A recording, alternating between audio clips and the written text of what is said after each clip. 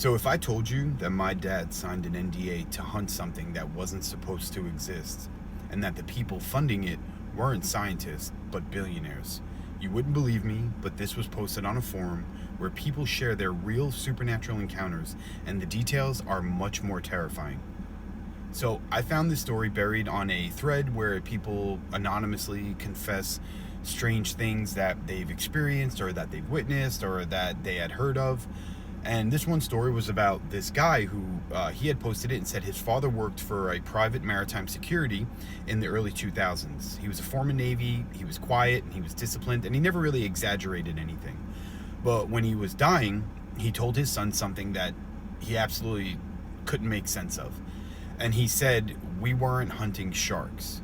Now, according to the post, his dad was contracted by a shell company connected to ultra wealthy collectors, right? Like the job was escort a research vessel about 200 miles off the coast past normal shipping lanes, and there was no Coast Guard oversight, no official paperwork, and everything was sealed under NDAs. Now, the coordinates allegedly lined up disturbingly close to the area of the 1997 bloop, that sound that was detected by the Oceanic and Atmospheric Administration.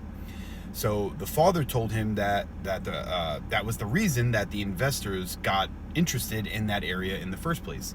And they weren't looking for treasure, they weren't looking for proof of anything like that.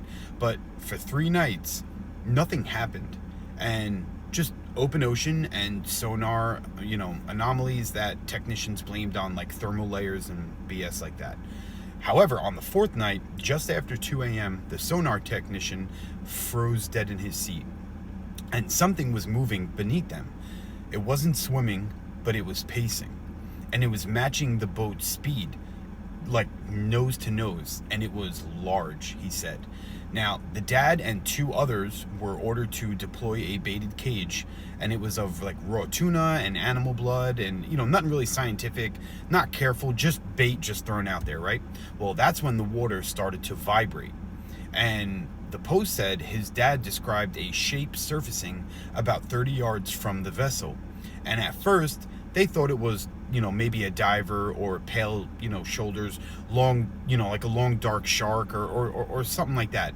But it wasn't treading water. It was perfectly still and it was watching them. Now, the deck lights flickered and the radios cut to static immediately.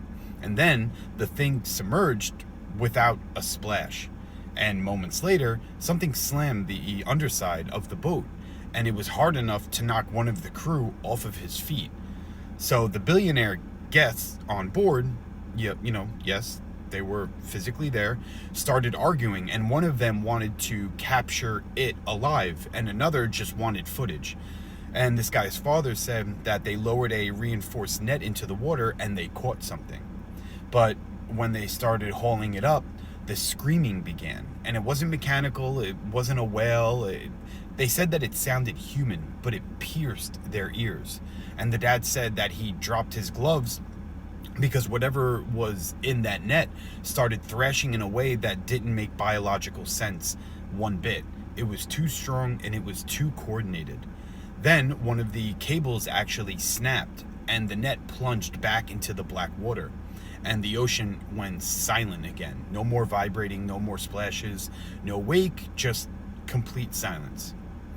The investors shut the operation down immediately on the spot, and everyone signed amended NDAs with heavier penalties, and the sonar logs were confiscated immediately, and the footage was seized.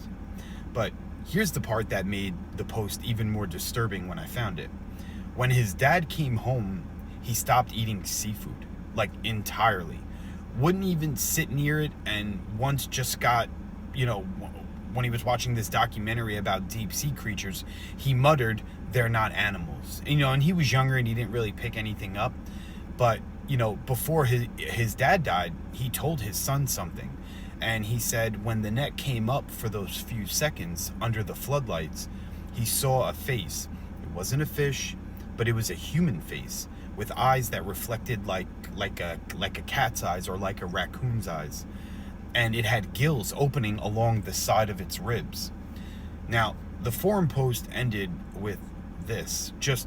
He said, "Believe me or don't, but check missing yacht records from the region between 2003 and 2006, and there's a pattern. And my dad swore they weren't hunting a myth, they were trying to own one. So tell me, if creatures like that actually exist out there, do you think that they're hiding from us, or are we hiding from them?